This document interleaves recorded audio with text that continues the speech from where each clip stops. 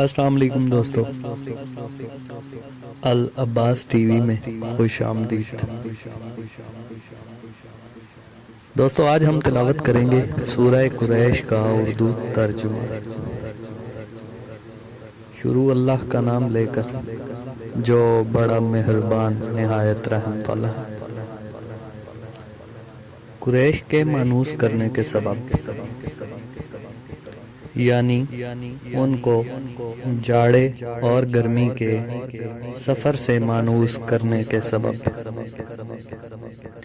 لوگوں کو چاہیے کہ اس نعمت کے شکر میں اس گھر کے مالک کی عبادت کریں جس نے ان کو بھوک میں کھانا کھلایا اور خوف سے امن بخشا۔